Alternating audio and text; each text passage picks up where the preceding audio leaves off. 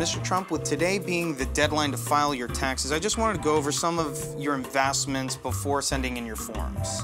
You made an impressive amount on something called flinchers. Flinches, tiny little yellow balls used to build up workplace camaraderie, sort of like Fabergé eggs they would toss at each other. Sounds great. However, you took a pretty big hit on something called Frogro. I had the greatest scientist on the planet working on that. Some men are follically challenged and cannot be helped. Let's discuss deductions. Hypothetically, could I deduct the bills?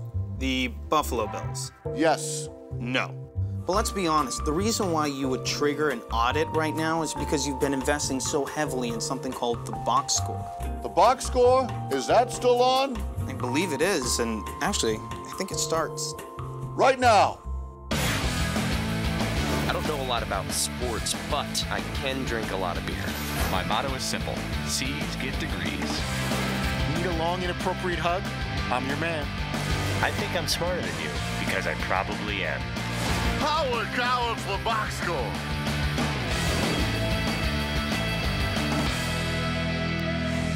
Welcome to the Box Score. I'm Brock here in Los Angeles. The Danettes have made it back to Milford, Connecticut just in time for some bad weather. It's tax day today, gentlemen. Just out of curiosity, when it comes to filing your reports, how many of you do the taxes yourself? Paulie, let's start with you. I'm present when the taxes are being done, but some guy way smarter than me does it. No, I do. I don't have any business going in your numbers. I could barely add and subtract, so I have a professional take care of that stuff. This is actually the first year I hired an accountant ever. I used to do it on TurboTax. So much easier.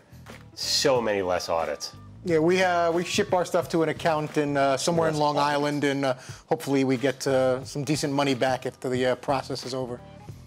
I just got my state check back today. I'm gonna go out and have a small, petite lunch. McLovin, brilliance going with an accountant. You and the boss, though, had some quality back and forth NFL talk today. Does it feel like you and DP are on an island sometimes and the other Danettes are just watching?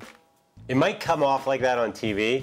It is so the opposite, because there'll be inevitably certain things are happening that people may or may not see. You'll either have Paulie and Seton spurring me on, or Paulie and Seton jumping on me with Dan, kind of laughing at what I'm saying. So they're never. I don't really think that the rest of the guys are out of those conversations. No, Fritzy might be working on a guessing out of it, but it's rarely me and Dan. Whenever you're going toe-to-toe with Dan, it always feels like a 4-on-1 situation, because almost no one ever comes to your defense or helps your argument. Somehow everyone always has holes in your argument. And then Dan all of a sudden give him like a research question, and he's a bright guy, McLovin, but sometimes, okay, give me another guy then that has 7 sacks and 14 tackles and is between ages 21 and 26, and it's like he's going to have that at his fingertips. But the thing is, though, the Danettes will jump on you. The segment heads, great job, McLovin. Really, way to stand up to Dan. Hello, where were you when the mics were on? Yeah, and I think my role sometimes is just to stoke it up. You know, I consider an argument a win when it goes on for a few minutes and it's got some legs. Brock, we were continuing this argument during the commercial breaks all the way through to the next one. That's usually when you should bring it back on air. All right, well, let's go with someone who likes jumping on people. Fritzy, word is that your back row partner was late to work today. Do you think he was overcompensating his conversation with DP to make up for his tardiness? Initially, I did, because I had a feeling, as we all do, if we do something wrong or we're running late, there's that guilt whether we admit it or not. So I don't know. So initially, I thought maybe he's overcompensating by hoping Dan forgot that he showed up late today by stirring something up and getting a really good debate going. But as I was listening to him, he was genuinely passionate about it, and he knew what he was talking about. And then I kind of gave way to that, thinking that he just felt strongly about Clowney shutting down his practices. Dan was in one of those moods today, though, where he kind of came in and he was like, I don't know, does anybody really care about this? Or what? Are we really going to talk about that? And he really couldn't grab on to one thing, which usually means that Fritzy's going to get beat up for 3 hours. That's usually what happens when Dan doesn't have like a really good topic that he's passionate about. And then all of a sudden, McLovin shows up late and drops this A-bomb on everybody, and it got the whole group going, which is awesome. I think it's a big save by McLovin. I agree. In all seriousness, it was one of those days where at half an hour before air, Dan was like, and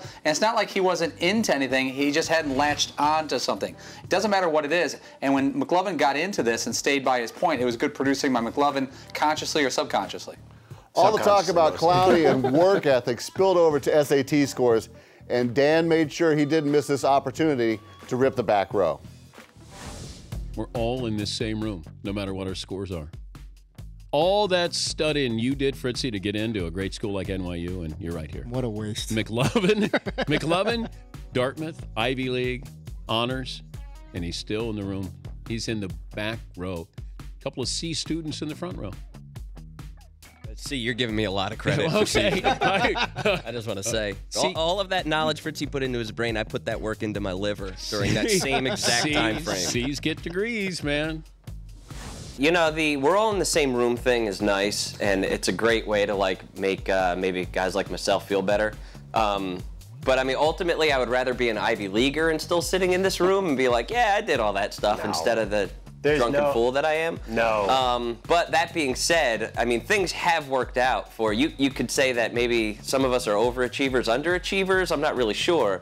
But ultimately, we all sort of followed our passions and ended up in this room. It is funny. This is the only place in America where you'd be made fun of for being a good student, hardworking, and a good young person. You know, which is what Fritzy and McLovin were in their teen years. But it's funny, though. This comes out every once in a while. Dan definitely has some sort of issue with me being an Ivy Leaguer and likes kind of rubbing in his face that he's smarter than me because he didn't apply himself at all. He's like, I didn't get a 14. I got a 14 on the ACT. What do you think of that, McLovin? I'm like, you obviously didn't care because if you applied yourself like I did and stopped playing basketball and dating girls and just studied all night. So it's like he made a choice. In my mind, he made a choice. And of course he succeeded. He's very smart. So it's all crap, if you ask me. All right, well, it's all about doing good works on planet Earth, which sort of makes me wonder, Paulie, how did the discussion of getting into heaven come up on today's show? It happens a few times a year, pretty much anytime there's a Jewish holiday. And Fritzy was telling us and McLovin about the Jewish holiday yesterday. Topic came up again, and then Dan just got into heaven and hell, and it gets really awkward really fast. Let's keep it awkward. Let's pose the question, why does your desk mate deserve to go to heaven, and what would maybe keep them out? McLovin, make a case for Fritzy. Fritzy is one of the nicest guys I know. He's a people person. He loves his family as much as anyone I've ever met. Generally does good deeds. The flaw is not hard. One word, pornography. Oh boy. It's very tough to find a negative. McLovin is a sweet guy, harmless, caring, compassionate person, family man, bright, and just, trustworthy. And I have nothing but positive things to say. If you're forcing me to dig deep into a negative, then I would go into I think a month or two ago we were in the New York studios and he asked me to borrow $20, and I think he had to go grab a drink and an egg sandwich for Dan, and I haven't seen that $20. But I don't think that's enough to keep you out of heaven, though. But that's digging really deep, and even still, I would still wink at that and let him go into heaven with me. Here you go. Wow, here we go. Wow. That was very passive-aggressive of me, but it did the trick. Sean O'Connor, I'm going to say if anything kept him out of heaven, I would think it would be the years maybe 16 to 26. Sources tell me they were rough. But, victimless crime. Most of the damage he did was self-inflicted. He wasn't really hurting others, so I don't think you hold that against him. He's on a good run lately. Can he go back to those teen years? Who knows? We're going to keep an eye out on that. But victimless crime. Your body is really the holiest of temples, and I'm on a current streak of just crushing it. The thing with Paul that's tricky is that he really doesn't ever let you past this right here, exterior. So you sort of have to take everything on a face value or superficial level in a way. Like, he's a good producer, and he gives everybody a lot of tips about what games to watch or a funny line here and there. That's pretty awesome. He's also the meanest Danette probably ever. I mean, he's, brutal to Fritzy. He definitely takes a lot out on that guy. So yeah, I don't know, maybe that's a good thing. I don't know, does that deserve like the condemnation and hellfire for all eternity? Probably. I'm not really sure. But that's really all you have to go for. Yeah, and I think, when I get up there to heaven, and even if they keep me off the list, I think I could talk my way in. I've based most of my career off getting around rules and regulations and getting into things I'm not supposed to be in. I think I'll get in. Quick question. Is it a sin when you're in zone 3 of an airplane line to jump in with zone 1? Because if that's a sin, Paulie is the first one to go to the underworld. Yeah, I pretended I'd come off knee surgery to get on a flight earlier. And Paulie never waits. He's like, all right, what all the, first class? Too many rules, Brock. We asked DP if he was playing doorman / Dalton at the pearly gates, what would his message for Fritzy be when he arrived? Let's see what he said in this edition of Boss's Thoughts. Fritzy, great to see you. Didn't expect to see you this close. Probably got some frequent flyer miles, but sorry. You're gonna have to take the down escalator. Sorry, nice try. And you did a good job on Dan's show, booking guests. Really good job. The impure thoughts did you in, very end. Sorry. Next. Wow, that's disheartening to hear that he would send me to the down elevator like that. I'd like to believe my positive qualities outweigh the whole creepy thing and inappropriate thoughts about females. But you know, if thankfully Dan doesn't get the final say in that, because I'd like to believe that there's a happier, fun place with all kinds of supermodels waiting for me. You know, Fritzy, if you think about it, you've been a pretty good guy. You're pretty reserved. You kind of don't cut loose to do anything. What if you found out you didn't make it to the big dance, heaven, and you go the other direction, and then all the time here you've been trying to be such a good guy, and you could have lived it up, cut loose. That would be extremely disappointing. You know, you try to behave yourself to a certain extent in this world, and if if you're trying to do all the right things and avoiding things that you rather partake in, only to find out that you wasted your time on the planet, that you could have been doing all kinds of wacky, dirty, nasty, wild things, and hoping that that just wouldn't be good. I'm hoping that I'm making the right decisions and it'll pay off down the road, far down the road. Well, before we go to break, Fritzy, is there one thing that you could recall that maybe was the defining moment that you wouldn't get in? Ooh, I don't know if I can really share that on I think it's probably TV. the time Fritzy ruined Dan's surprise. He had bought his wife this really awesome Airstream. It was an Airstream trailer, which is not a bad gift to get your loved one. And Fritzy blurted that out over the air before Dan had actually given it to her. That's probably the thing that's weighing in Dan's mind. And I may have exchanged in the not too distant past racy texts with my first grade teacher, that she's probably 70 now though, that I had a major crush on. So if we're gonna just get it out there, I'll feel better just sharing that. But I was in love with my first grade teacher, and I may have made a couple of suggestive. How old is she now again? She's she was probably 25 back then, and I was 7, 8. You know, she's got to be upper 60s minimum. So I'm not even sure what she looks like now. But back in the heyday when I was in first grade, it's like a jaguar, woolly mammoth. I don't know. I was a big fan. What? Coming up, seems like the I-Team was working overtime today, and why would a fan ask Paulie if his back was bothering him? We'll have the answers in just a moment.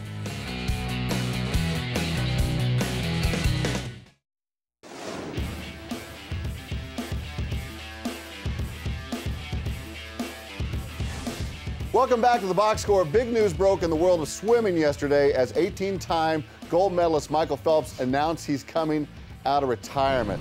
Fritzy, is he one of the tougher athletes to book, and did you reach out? We've had him on the show before. I wouldn't say he's terribly difficult to book. We know, who his people are. We have a relationship with the agent. As soon as we saw the story, we reached out yesterday, and I got a note back fairly quickly saying he's kind of laying low right now. He hasn't decided on the Olympics yet. He's not doing any interviews just yet, but when he decides to talk, hopefully will be one of the first, if not the first interview that Phelps would do. So we're just waiting to find out when he's willing to chat. Well, judging from this photo we have here, he's got a long way to go to get back into shape. Whoa. Wow. Yikes. Ooh, eat fresh. Just curious, Fritzy, have you ever been in public wearing a Speedo? I believe once when I used to live in LA, I was working out at a Bally's Total Fitness in Hollywood, and I don't know if it was a Speedo per se, but they were very tight aqua blue shorts, and I was walking down, I guess it was either Sunset or Hollywood Boulevard, and two guys whistled at me, and I was actually very proud. I was flexing in front of one of the little car windows as I was glistening with sweat coming out of the gym, and I was wearing something very inappropriately tight, and couple of the guys were checking me out. Brock, I speak for all of us. If anyone has a video of that, I know it's a couple decades ago, we'll pay a lot. I mean, I'm talking 7 figures. Yeah, at least 10 grand I could guarantee from our boss if you get us a video or picture I'm of going that. to say this was summer '92 or '93 in front of the old spaghetti factory in Hollywood. And God, there's so many cliches. Wow, we'll put the word out to West Hollywood, see if we come up with something. Please. The boss got some bad info about Phelps' age today when he read the story. What happened there, Paulie?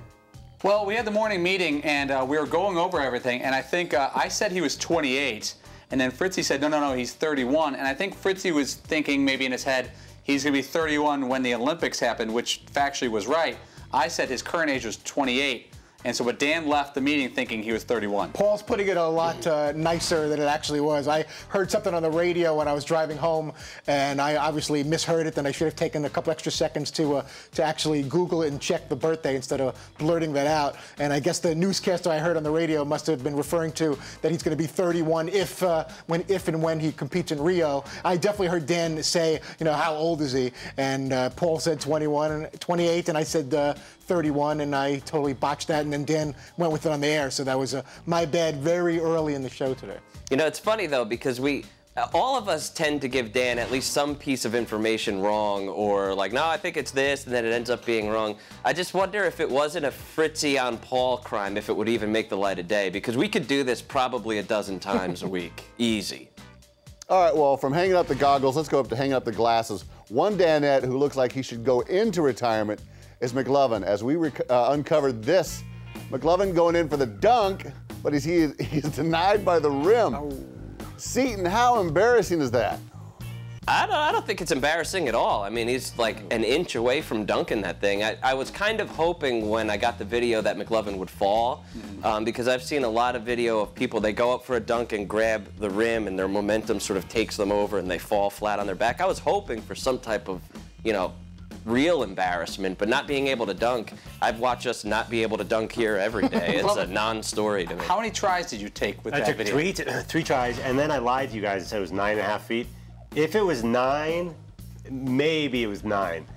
First one, it was like a little rub dunk. I kind of threw it in. So I'm like, all right, this one I'm going to dunk. And then that one, bam.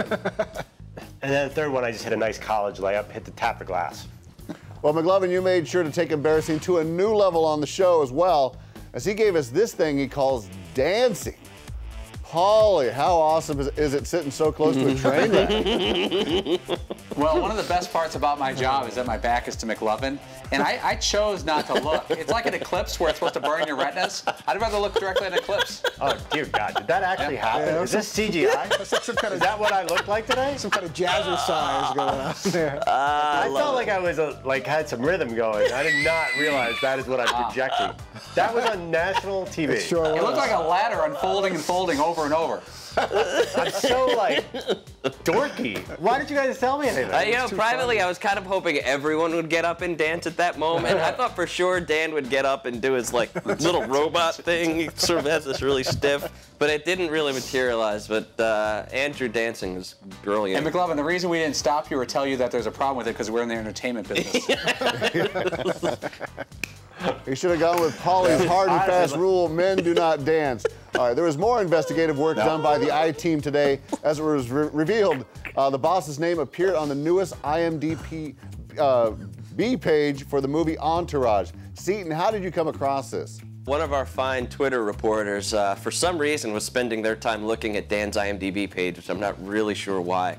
But they discovered and unearthed that little bit of info, which I thought was especially newsy because we had Kevin Connolly on the show, and then Dan took 2 days off to go out to LA for meetings or something, and it just seemed to, okay, maybe there's an Entourage situation happening. Yeah, if you notice my eyebrow's still up, that means the investigation is ongoing.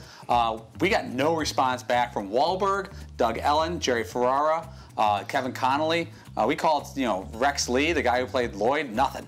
Stud. You called Lloyd. Well, you tried, and the role is perfect. Stud, come on. Coming up, we'll hear from you, the fans, as the Danettes answer your questions on social media. That and more when we return.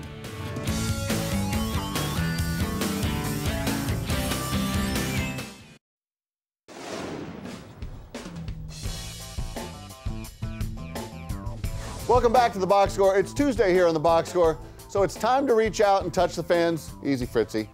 We asked you to send in your questions for the Danettes, so let's see what you want to know in this week's edition of Twitter Tuesday. Our first tweet is from Joe. If each of you had your own show, who would have the best product? McLovin, you start us off. Oh my God, a Fritzy show would be amazing. It would be very interesting. I'm picturing like not a sports show, like a variety show, kind of like the Sonny and Cher show, something from the early Johnny Cash when he got his own show. Shields and Yarnell type. Yeah, just music, dancing, hugging. The only show I would want to do would be like a travel type food show.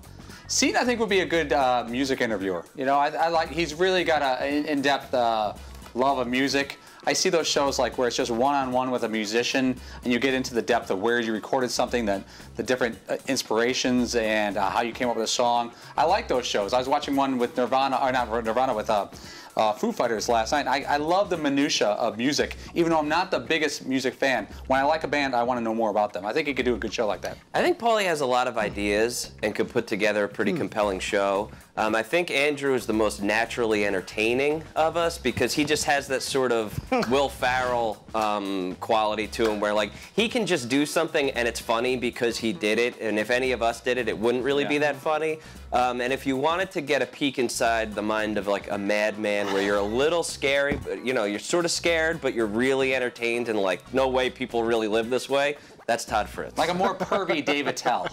Yeah. How is Paulie's back after carrying Fritzy McLovin for the last 5 years? Paulie, we know it's got to be hard for you. Wow.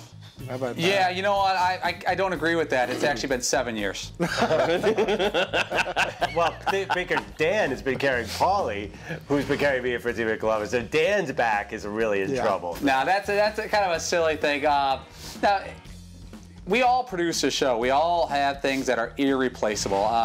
I like the show better than I did in the old days when it was like one guy producing, and you know, I'm talking like 7, 8 years ago. Yeah. Everyone has a role here. It's not one guy and a bunch of helpers. That's bad radio and TV. When you have multiple people involved in the product's always better. If everyone knows that the best idea is the best idea, no matter who came up with it. What is the worst part about being a Danette? Fritzy, let's start with you. First thing that comes to mind is just you know, the willingness to take a lot of abuse, which I've gotten better at. I was, you know, even though I'm still super sensitive, I think I've come, and hopefully the guys agree. I think I've come a long way, and you know, that I don't just totally break down and become a complete shell and an emotional disaster. Now, if you're getting better at taking abuse, does that mean we have to up the abuse to keep it entertaining? That I hope is not. I was hoping that was not the way you guys were going to take that. But yeah, I'm kind of proud of that I've gotten a tougher shell, which they've helped me with. So that would be the toughest thing, to be on national radio and TV almost daily taking abuse for 3 hours. Actually, you know, I agree with Fritzy on that, and like, the thing is, you say that, but we have the best job in the world. But I think when you walk in this man cave, you have to accept the fact that your shortcomings are going to be exposed. You know, Dan basically tells you from day one, I'm going to make fun of you. You got to be okay with that, and it sort of permeates throughout the room. Finally, Lisa asked if you could name a strain of medical marijuana after Dan, what would you call it? Let's go to the expert, Seton. Oh man, what pejorative? I would go with Infuego, maybe. A nice little red and orange tuft growing right out of it. Like, oh, it's the Infuego. The whiff? The whiff? Oh, the whiff. Yeah, or the sniff. That's more of a cocaine thing. Yeah, the whiff or the sniff would make most sense to me. Depending on what drug your choice is. Let's see, Golden Boy? Oh, man. We nice thought mellow maybe high, even buzz. Boss Kush or a jaw face. Coming up, do any of the Danettes have a man crush?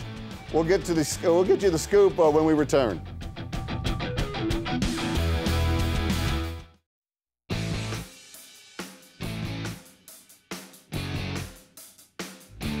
This is Andre the Giant saying, nobody move. It's Quark and the Danettes on Audience 239. Welcome back to the Box Score. Last call here at the Box Score Bar. Andre the Giant, a personal man crush of mine. Paulie, you brought up the fact that Dan had his own man crush today. Who's the lucky guy and why? Well, he's been gushing the past week about Willie Cauley-Stein, the sophomore about to be junior center for University of Kentucky. He just loves his style of play. He doesn't think he's the best player in the world, but more so he likes his style and the way he plays basketball. Well, we're sure you guys have your own secret man crush as well. So we're going to make you spill it. McLovin, lead us off. Who's your man crush and why? This is going to sound weird because it's so specific. Texas Tech coach Cliff Kingsbury. Oh, yeah. Because like it's sort of a hot topic these days where girls are talking about how they're in love with Cliff Kingsbury. So I Googled Cliff Kingsbury. I'm like, what's the deal here? I get it. I'm going to go, it used to be Jean-Claude Van Damme back in the day with Bloodsport and kickboxing. I just thought he was a good-looking guy. Now I'm going to, I think Channing Tatum's pretty dreamy. So if I had to zero in on one, you know, I'd ask Channing out. I'm going to go a hybrid combo platter here. Celebrity chef, travel host, writer Anthony Bourdain, meshed with hunky action star Jason Statham. If you could combine those two careers and Statham's looks together, you never see me again, man. I'm gone. If you could find a barbecue shack somewhere in like the Southwest with Statham, and he could break it down for you. Lock it down. Oh, that's great. Mine is, man, the first guy that comes to mind is probably C.J. Wilson. I've got a little bit of a man crush on him. He's a pretty cool dude. Angels pitcher. Yeah, the Angels pitcher. And he hangs with a lot of people that would also be like, oh man, like those dudes are really rad. And like musicians that I look up to. So I wouldn't mind sort of finding myself in that crowd. I'm going to go Chubby Chase and go Artie Lang and Ralphie May. Speaking of Tubby, Fritzy, who's on tomorrow? Well, that's not necessary at all. That's not necessary. We're going to be speaking with someone from LA Magazine on the long journey of Yasiel Puig from Cuba all the way to being a star on the Los Angeles Dodgers and working on some other things at the moment. You're right, Fritzy. Glass houses. Thanks for watching The Box Score. Set your DVR or tune in weekdays at 3 p.m. Eastern, only on Audience Channel 239 on DirecTV. Cheers. I don't know a lot about sports, but I can drink a lot of beer. My motto is simple. C's get degrees. Need a long, inappropriate hug? I'm your man. I think I'm smarter than you, because I probably am. Hey, thanks for watching The Box Score. Holy cow!